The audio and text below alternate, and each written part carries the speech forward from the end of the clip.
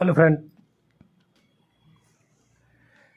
Friend स्वागत है आप सभी का हमारे चैतव्य क्लासेस में। डेली की एमसीक्यू सीरीज़ में आज जो हम लाए हैं स्पेशल बिहार के लिए ये लाए हैं, जो कि आपको सिर्फ बिहार ही नहीं अलग अलग एग्जाम में भी मदद करेगा, क्योंकि सिर्फ बिहार में ही नहीं पूछा जाएगा, अलग अलग एग्जाम में भी इसे कई सारे स्टेट से भी पूछा जा सकता है। आज का जो टॉपिक है हमारा बिहार का मध्यकालीन इतिहास। इसका जो कुछ इंपॉर्टेंट एमसीक्यू है 30 से 40 एमसीक्यूज़, क्योंकि हम जानते हैं कि ज़्यादातर रहा नहीं है, इसलिए यहाँ से जो कुछ महत्वपूर्ण है उसे हम कराने की कोशिश कर रहे हैं। आपको बता दें ये सारे एमसीक्यूज़ जितने भी है ये सभी लगभग बीपीएससी एग्ज़ाम और किसी न किसी पीसीएस एग्ज़ाम में पूछा गया क्वेश्चन है। मिला जुला के 64वीं 65वीं 63वीं बीपीएससी से ज़्यादातर क्वेश्चन डाला गया है। चलिए आज का क्लास स्टार्ट करते हैं यहीं से। पहला क्वेश्चन है, किस सुल्तान ने जमीन में फसल की नपाई का आधार राजस्व के रूप में दावा किया? यानी कि राजस्व का रूप में दावा जमीन की नपाई के आधार पर किया गया था। इल्तुतमिश, बलबन, अलाउद्दीन खिलजी, मोहम्मद बिन तुगलक। इसका जो आंसर होगा वो आप देखेंगे C number answer Alauddin Khilji बिल्कुल सही आंसर है। चलिए दूसरा नंबर क्वेश्चन देखते हैं। दूसरा नंबर क्वेश्चन कहता है कि कश्मीर का अकबर नाम से प्रसिद्ध सुल्तान था। एक सुल्तान था जिसका नाम कश्मीर के अकबर के नाम से बहुत ही ज़्यादा फेमस रहा। सुल्तान शमसुद्दीन शाह, सुल्तान कुतुबुद्दीन, सुल्तान सिकंदर, सुल्तान जैनुल आबिदीन। ये ऑप्शन है आपके सामने। इसका जो आंसर होगा सुल्तान जैनुल आबिदानी। इसे कश्मीर का अकबर के नाम से ये जाना गया, इतिहास में फेमस हुआ था। यह कथन किसका है कि अकबर के शासन में इलाहाबाद में 40 स्तंभ युक्त मंजिल के निर्माण में 5,000 से 20,000 लोगों ने 40 साल तक काम किया था? ये कथन किसका, यानी कहा जा रहा है कि जब अकबर इलाहाबाद में एक 40 मंजिल निर्माण कर रहे थे उस समय के आसपास लगभग 5,000 से 20,000 लोग इसमें काम किए, वो भी कितने दिनों तक?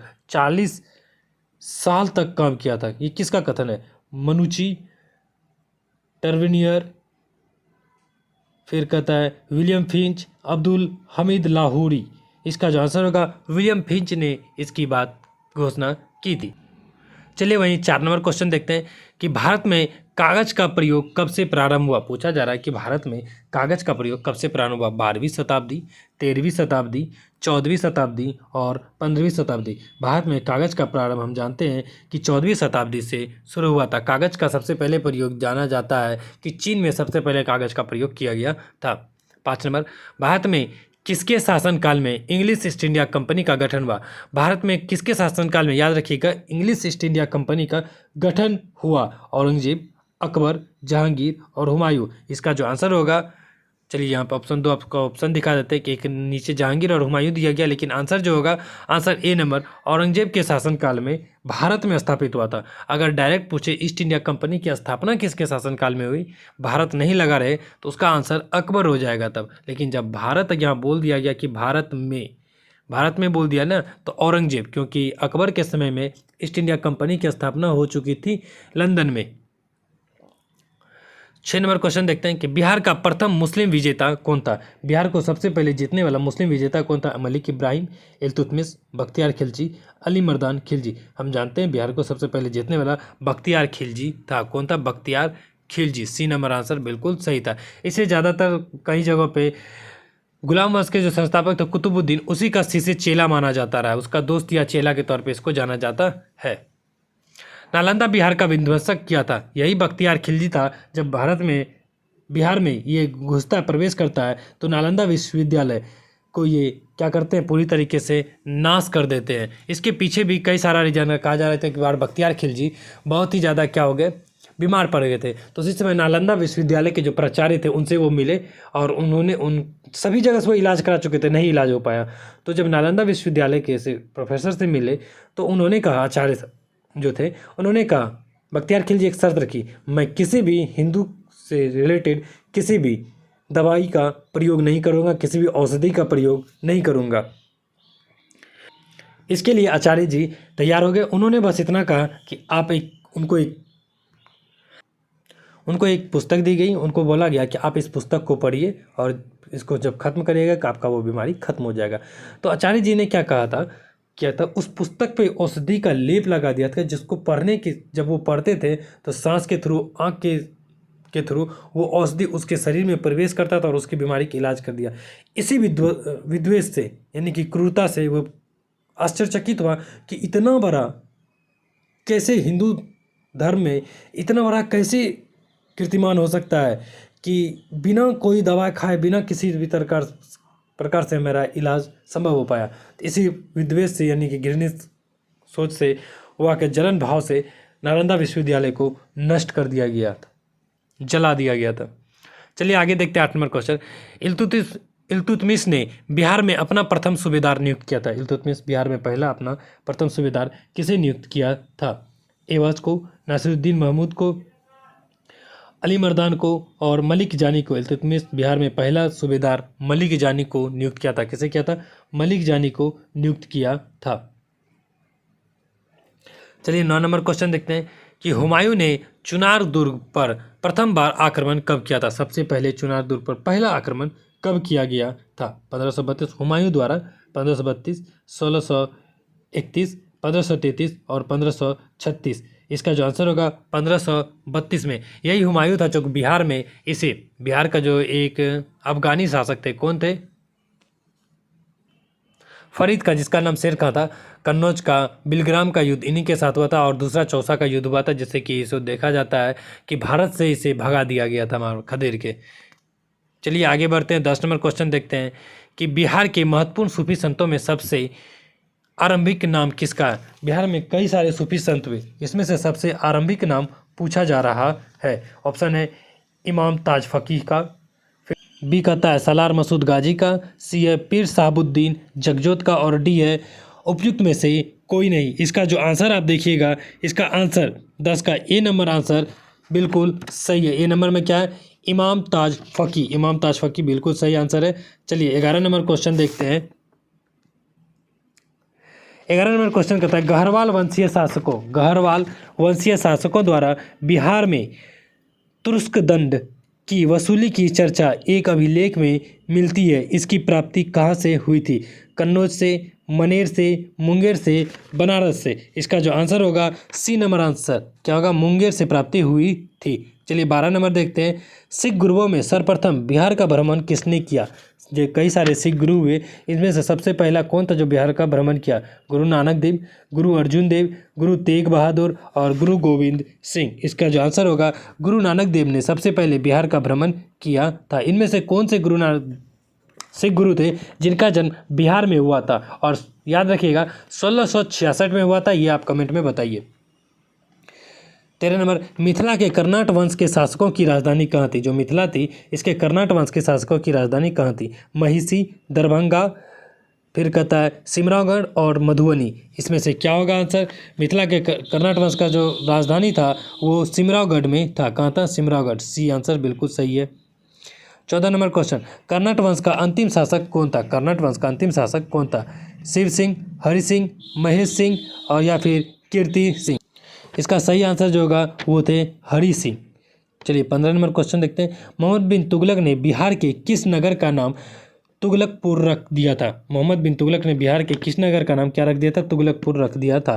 दरभंगा, पटना, भागलपुर, पूर्णिया। दरभंगा को प्रारंभ में तिरहुत के नाम से भी जाना जाता था। इसी का नाम मोहम्मद बिन तुगलक ने तुगलकपुर रख दिया था। चलिए आगे देखते हैं। फ्रेंड्स, उम्मीद है कि आपको ये क्लास समझ में आ रहा होगा। ज़्यादा से ज़्यादा आप ज़रूर कमेंट करें और अपने दोस्तों में शेयर ज़रूर करें, क्योंकि इससे हमें और भी प्रोत्साहन मिलता है ताकि ज़्यादा से ज़्यादा बेटर क्लास और भी हम ला सकें।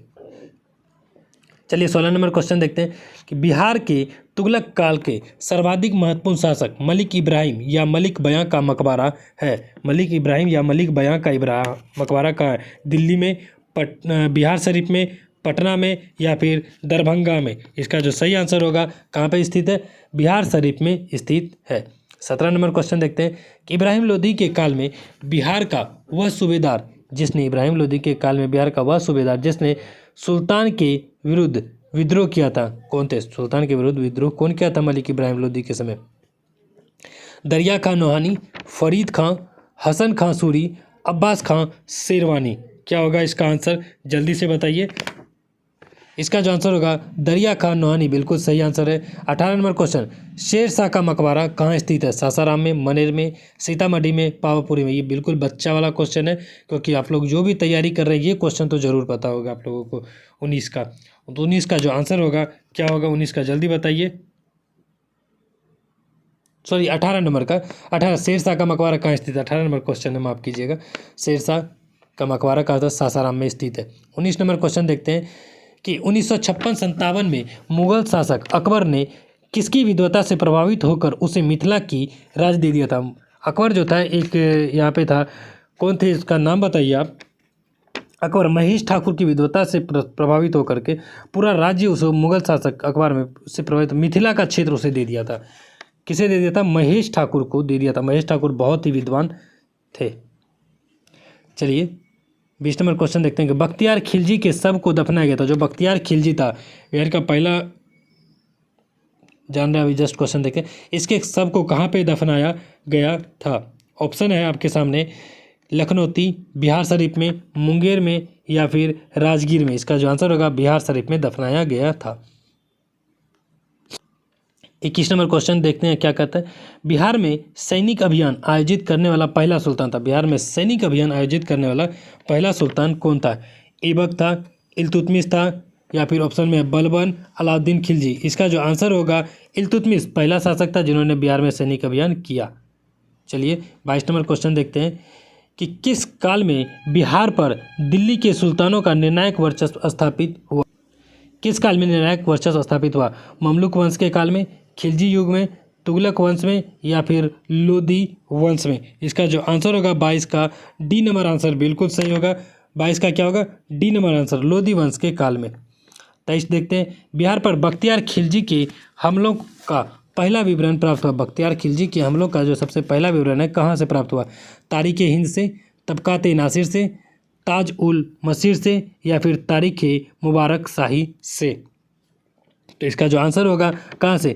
तारीख हिंद से ये प्राप्त हुआ है कि बिहार पे पर बख्तियार खिलजी के हमलों का पहला विवरण कहाँ से प्राप्त होता है? तारीख हिंद से। कहाँ से प्राप्त होता है? तारीख हिंद से। चलिए 24 नंबर क्वेश्चन देखते हैं कि बिहार राज्य का नाम बिहार किसने दिया था? बिहार राज्य का नाम बिहार किसने दिया था? ऑप्शन है मुगलों ने, अंग्रेजों ने, मौर्यों ने, तुर्कों ने। कई सारे लोग इसमें गच्चा खा जाएगा, मतलब चकरा जा सकता है, तो अंग्रेज मौर्य मान सकता है, लेकिन मौर्य नहीं। क्या होगा आंसर? तुर्कों ने दिया था, मौर्य गलत होगा। चलिए 25 नंबर क्वेश्चन जानते हैं, मलिक इब्राहिम या मलिक बयां बिहार का प्रशासक किस काल में था? मलिक इब्राहिम या मलिक बयां बिहार का प्रशासक किस काल में था? ममलुक काल में, खिलजी काल में, तुगलक काल में या फिर लोदी काल में। इसका जो आंसर होगा 25 का सी, तुगलक काल में सही आंसर होगा। क्या होगा? सी, तुगलक काल में। 26 नंबर क्वेश्चन देखते हैं, फिरोज तुगलक का फारसी अभिलेख से मिलता है। फिरोज तुगलक का जो फारसी अभिलेख इससे क्या मिलता है? बिहार शरीफ, दरभंगा, पटना, भागलपुर। किसके बारे में जानकारी मिल रही है यहाँ से कि आपको पता चलेगा कि बिहार शरीफ के बारे में जानकारी मिलती है। कर्नाट वंश का संस्थापक किसे कहा जाता है? कर्नाट वंश का संस्थापक कौन थे? नान्यदेव, नरसिंहदेव, विजयदेव या फिर हरिदेव। कर्नाट वंश का संस्थापक नान्यदेव थे। 28 चेरो जनजाति की शक्ति का वास्तविक पतन किसके द्वारा हुआ? जो चेरो जनजाति थी इसकी शक्ति का जो पूरी तरीके से पतन हो गया किसके द्वारा? उज्जैनिया शासक से, पाल वंश से, कर्नाट शासक से या फिर अफगान से। किसके द्वारा पूरी तरीके से पतन हुआ था? 28 का जो होगा उज्जैनिया शासकों के द्वारा। 29 नंबर क्वेश्चन देखते हैं, महमूद लोदी की विस्थापित कर बाबर ने किसे बिहार का प्रशासनिक नियुक्त किया था? बाबर जो थे महमूद लोदी को विस्थापित करके बिहार का एक नया प्रशासक नियुक्त किया था। ऑप्शन है बहार खां को, जलाल खां को, फरीद खां को और हसन खां को। इनमें से क्या होगा आंसर? 29 नंबर का आंसर देखते हैं कि जलाल खां को उन्होंने नियुक्त किया था। बिहार को मुगल साम्राज्य के प्रांत का दर्जा कब प्राप्त हुआ? 1580, 1529, 1590, 1560। इसका जो आंसर होगा 80, 29, 60। इसमें से क्या होगा आंसर? 1580 बिल्कुल सही आंसर है, अकबर के शासनकाल में हुआ था। राजकुमार अजीम को किसने बिहार का सूबेदार बनाया था? एक राजकुमार थे, इनको अजीम को किसने बिहार का सूबेदार बनाया? अकबर, शाहजहां, जहांगीर, औरंगजेब। राजकुमार अजीब औरंगजेब के पोता हुआ करता था। औरंगजेब ने इसे बिहार का सूबेदार बनाया था। चलिए 32 नंबर, इसी के नाम पे अजीमाबाद नामक नगर भी बसाया गया। 32, वह प्रथम मुगल सम्राट जिसका राज्याभिषेक बिहार में हुआ था। मुगल सम्राट कौन था जिसका राज्याभिषेक बिहार में हुआ था? चलिए ऑप्शन देखते हैं क्या क्या ऑप्शन हमारे पास। जहांगीर, जहांदार शाह, शाह आलम द्वितीय, फर्रुखसियर। इसका जो आंसर होगा 32 का डी नंबर, फर्रुखसियर का राज्याभिषेक बिहार में हुआ था। क्या किसका? फर्रुखसियर का राज्याभिषेक कब हुआ था? बिहार में हुआ था। 33 नंबर क्वेश्चन कहता है मुगल प्रांत बनने के उपरांत बिहार का गवर्नर बना। जब मुगल प्रांत बना तो बिहार का गवर्नर किसे बनाया गया? सुजात खां, मुनीम खां, साबात खां या फिर दरिया खां को? दरिया खां को ही दरिया खां नोहानी के नाम से जानते थे। इसका जो आंसर होगा क्या होगा जल्दी से बताइए। मुनीम खां। क्या होगा आंसर? मुनीम खां को बनाया गया था। वही राजनीतिक रत्नाकर, राजनीति। 34 नंबर क्वेश्चन देखते हैं। राजनीति रत्नाकर के लेखक कौन है? राजनीति रत्नाकर के लेखक है चंद्रेश्वर, विद्यापति, ज्योतिरेश्वर या फिर हरिब्रह्म देव। इसका जो आंसर होगा 34 नंबर का ए नंबर आंसर चंद्रेश्वर सही आंसर है। 35 नंबर क्वेश्चन तक कहता है कि कश्मीर घाटी के अंतिम मुस्लिम शासक यूसुफ शाह चक, जिन्हें मुगल सम्राट अकबर द्वारा बिहार में निर्वासित किया गया था, उसे दफन है कहाँ पे दफन किया गया है? पाटलिपुत्र में, गया में, मुंगेर में या फिर नालंदा में? अजब बात है, किसी को दफन किया इधर क्या सब पूछता है।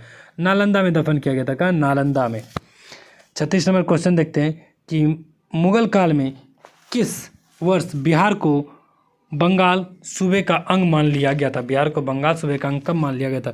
1731, 1733, 1680 या फिर 1759 यानी कि 1759। 36 नंबर क्वेश्चन था आपका। इसका जो आंसर होगा बी नंबर आंसर 1733 में इसे मान लिया गया था। निम्नलिखित में कौन बिहार का प्रथम नायाब नाजिम था? बिहार का प्रथम नायाब नाजिम था। राजा सिताब राय, सुजाम खां, अली गौहर, राजा राम नारायण। इसका जो आंसर होगा 37 नंबर का आंसर जो होगा डी नंबर, राजा राम नारायण बिल्कुल सही आंसर होगा। 38 नंबर क्वेश्चन देखते हैं। किस यात्री ने पटना को मुगल साम्राज्य का दूसरा सबसे बड़ा व्यापारिक केंद्र बनाया? मेनरिक, पीटर मुंडी, जॉन मार्शल और तेवर्निय। इसका जो आंसर होगा तेवर्निय ने दूसरा सबसे बड़ा व्यापारिक क्षेत्र बनाया था। 39 नंबर क्वेश्चन देखते हैं। दरियापंथी संप्रदाय के संस्थापक दरिया साहब का जन्म हुआ था मनेर में, रोहतास में, बिहार शरीफ में या फिर पटना में? इसका जो आंसर होगा कहाँ पे? रोहतास में जन्म हुआ था इनका। कहाँ पे? रोहतास में जन्म हुआ था। आज का लास्ट क्वेश्चन 40 नंबर क्वेश्चन। गुरु गोविंद सिंह का जन्म कब हुआ था? ये तो क्वेश्चन शुरुआत में ही बता दिए थे। 1666 आप जैसे देखिएगा आंसर मार दीजिएगा। 26 दिसंबर 1666, 26 दिसंबर 1666 को जन्म हुआ था। धन्यवाद फ्रेंड्स। आपको उम्मीद है कि हमारा ये क्लास पसंद आएगा और आपको बता दें ये क्लास बिहार से रिलेटेड किसी भी एग्जाम में, चाहे वो टीचर का एग्जाम हो या फिर बिहार पीसीएस का, बिहार एसएससी का, कांस्टेबल, दरोगा, सभी एग्जाम के लिए काफ़ी ज़्यादा लाभदायक होगा आपका आज का ये क्लास। चलिए मिलते हैं हम लोग अगले क्लास में, जो हम लोग कोशिश करेंगे कि बिहार का आधुनिक इतिहास का कुछ एमसीक्यू